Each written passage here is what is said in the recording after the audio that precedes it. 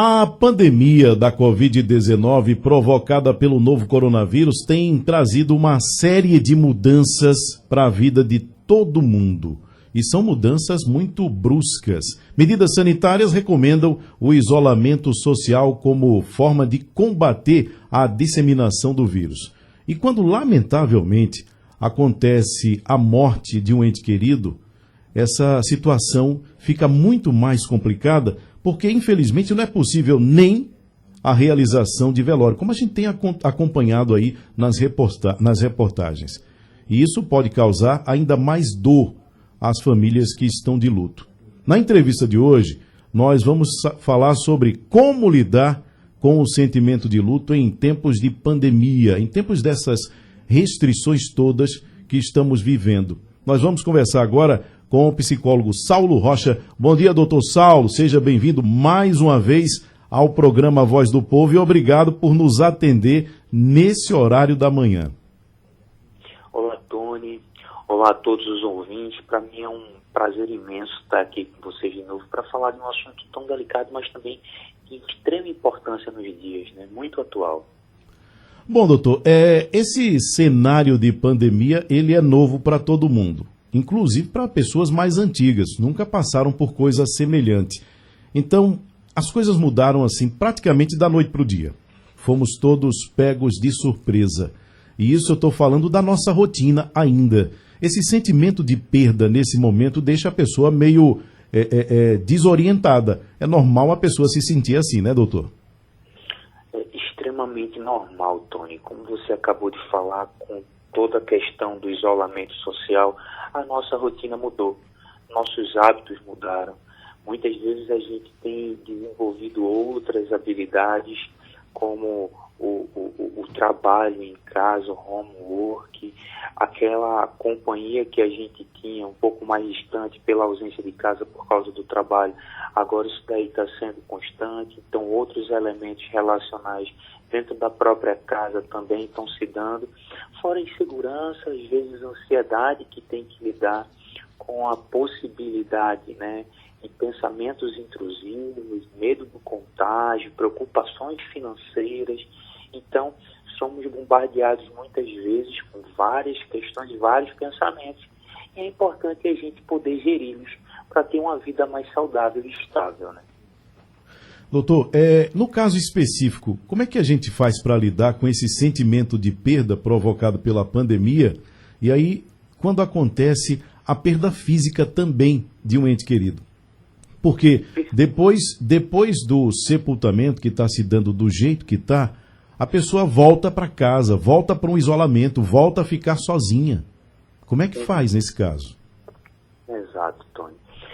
Infelizmente, esses casos também têm chegado no consultório com uma frequência, né, acentuada, né? O primeiro impacto que se dá quando uma pessoa ela pega essa doença, então quando se sabe da morte dessa doença, né, geralmente o primeiro estágio que se dá é um estágio de negação. Nossa, não, isso não aconteceu, não é possível que isso aconteceu.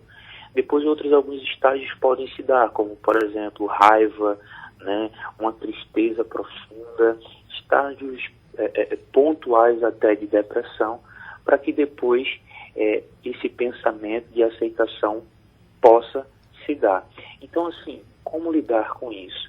Primeiro passo, por mais que a nossa sociedade pregue que o estado normal ou aceitável comumente é a felicidade, as pessoas têm que entender que esse momento é um momento difícil e que a tristeza, ela é sim uma possibilidade e ela é bem-vinda para que o nosso luto ele possa lidar de maneira completa, cordial, aceitável. Então, assim, se permitir estar triste, poder conversar com outras pessoas, principalmente em casas onde há crianças, poder favorecer um ambiente onde possa se explicar, possa trabalhar esse luto, possa se fazer homenagens a essa pessoa que não está mais presente, e, enfim, poder trazer à memória momentos bons e entender também esse caráter transitório da vida, que por mais que a gente não esperava que isso pudesse acontecer, a morte é uma coisa que vai chegar na vida de todo mundo, cedo ou tarde. Uma lástima que possa chegar dessa forma.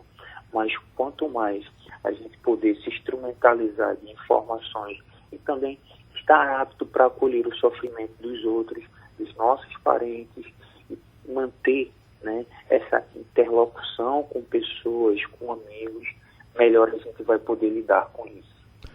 Eu lembro que numa outra entrevista, doutor Saulo, a gente falava sobre luto também e o senhor mencionou as fases que o luto tem. Do jeito que está acontecendo agora, os sepultamentos sem velório, sem pessoas presentes, isso aí quebra em algum momento essas fases ou acontece normalmente? E se ela é quebrada, o que impacto isso pode ter na vida da pessoa futuramente? Eu acredito que não quebra as fases, mas pode sim acentuar um prolongamento desse luto ou de alguma forma não vivência dele, porque o velório é um rito de passagem muito importante para aquelas pessoas que ficam, porque é um momento de despedida, é um momento de adeus final. Muitas vezes o que acontece nele são palavras que confortam, a gente consegue ver a pessoa pela última vez e aí a gente consegue trabalhar melhor, né, dentro da gente, nossas emoções e compreender mais palatavelmente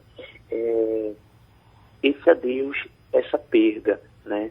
Mas, de um modo geral, o que se apresenta nesses casos é que o choque ou a descrença ainda fica muito mais forte. Ou seja, esse sentimento de perda, ele vem acompanhado justamente por esse sentimento de choque, de tristeza, às vezes frequente, né, e abrupto, e pode delongar aí várias semanas estendendo esse luto, especialmente para essas mortes, né, do Covid, que são mortes súbitas, são mortes inesperadas. Em alguns momentos, pessoas que estavam lá trabalhando, às vezes na linha de frente, pessoas saudáveis, algumas vezes jovens, né? Então, enfim, fica para aquelas pessoas também que ficam enlutadas a preocupação da imagem dessas pessoas, né?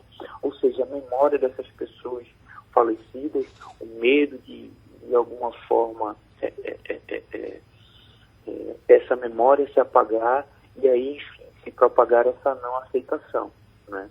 Mas a resolução disso daí, um período normal, né, que a gente percebe que a própria literatura, né, que trabalha com pessoas enlutadas, elas veem que esse processo de ressignificação pode durar até 6 meses dessas pessoas que são enlutadas.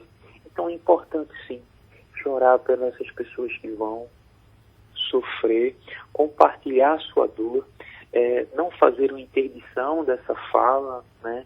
A gente sabe que assim, alguns tabus do nosso tempo ainda assim é a morte, a gente consegue falar sobre muitas coisas, mas a morte ainda é um tabu, né? A gente acredita que pode existir para o outro, a gente acredita que pode existir naqueles casos que são distantes, mas quando ela se aproxima, quando ela é muito mais pessoal, é muito mais difícil lidar. Então, poder fazer um ambiente muito mais propício para o acolhimento dessa vivência, dessa tristeza, dessa experiência, eu acho que é o primeiro passo para lidar com isso. Claro que há pessoas que têm uma maior dificuldade nesse processo de aceitação, e aí um profissional especializado nisso, psicólogo clínico, ele vai poder ajudar a elaborar esse luto, esse momento difícil, a estar trabalhando essas angústias, essas ansiedades, até esse momento que algumas pessoas podem desencadear como um momento de depressão, né? Como uma frustração frente a vários sonhos que se tinha e vários projetos de vida que não foram concluídos, né? Doutor Saulo, a gente está falando sobre perda da rotina, que isso mexe com as pessoas, perda de um ente querido nesse momento e a forma como a despedida tem se dado, tudo isso também mexe muito com as pessoas. Que palavra o senhor podia dar para essas pessoas que estão ainda meio desorientadas em função da perda da rotina e também para essas pessoas que agora sofrem porque perderam um ente querido e não puderam se despedir desse ente como é a nossa tradição, como é o costume? Primeiro passo, né? A gente, como sociedade, a gente está vivendo um momento extremamente novo, por mais que a humanidade já tenha passado por fases e crises e momentos, né, de epidemia. Mas para nossa geração, ninguém da nossa geração passou por isso. A primeira questão é, quando a gente se abate na questão do isolamento, é um período de adaptação. Saber que vão ter elementos que a gente não sabe lidar é algo extremamente normal. Mas o interessante é que a gente possa começar a lançar mão de modalidades de adaptação para poder lidar com isso. Claro que não a fórmula de bolo, cada pessoa ela deve criar uma rotina minimamente saudável para si. Cada família ela deve criar isso daí. Não existe algo que, tipo assim, vai ser universal, vai ser bom para mim, vai ser bom para você. Mas, de uma forma geral, criar uma rotina desse ambiente familiar é extremamente saudável. Não necessariamente uma rotina extremamente fechada, mas ter hora para acordar, ter hora para dormir, ter hora para fazer suas refeições, fazer atividades em coletivo, poder conversar, poder montar um quebra-cabeça, ou então fazer uma leitura, ou então dar pausas na hora de trabalho. Para aquelas pessoas que perderam entes queridos, entender que o isolamento social não é necessariamente o sinônimo de um isolamento afetivo e sentimental. As redes sociais estão aí para unir pessoas que não podem estar próximas. Então não é porque eu não posso frequentar a casa da minha mãe que tem uma certa idade, ou porque eu não posso visitar um amigo e tomar um café, que a gente não possa estar junto e de braços dados. Esse sentimento e essa percepção de união é muito importante. Então, o contato virtual é extremamente importante.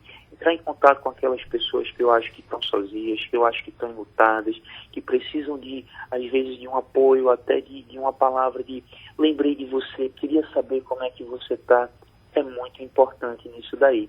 E ajudar também as crianças, que também estão passando por momentos de estresse, momentos de ansiedade.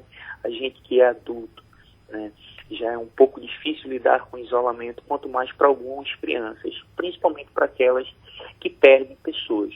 Então, ajudar as crianças a poder se expressar de forma positiva, de um modo que elas possam falar sobre seus medos, de um modo que elas possam expor a ansiedade delas e poder fazer a cada vez mais homenagens para essas pessoas que vão embora, né? É uma forma de acalentar nosso coração, uma forma de estar em contato mais próximo com a gente mesmo e, de um modo geral, é uma forma da gente poder trabalhar, aceitar e compreender, né, que tragédias também acontecem, que sofrimentos também vão acontecer, que dores são inevitáveis, mas de um modo geral poder trabalhar que essas pessoas que vão embora, elas possam ficar com imagens positivas e guardar na lembrança essas imagens.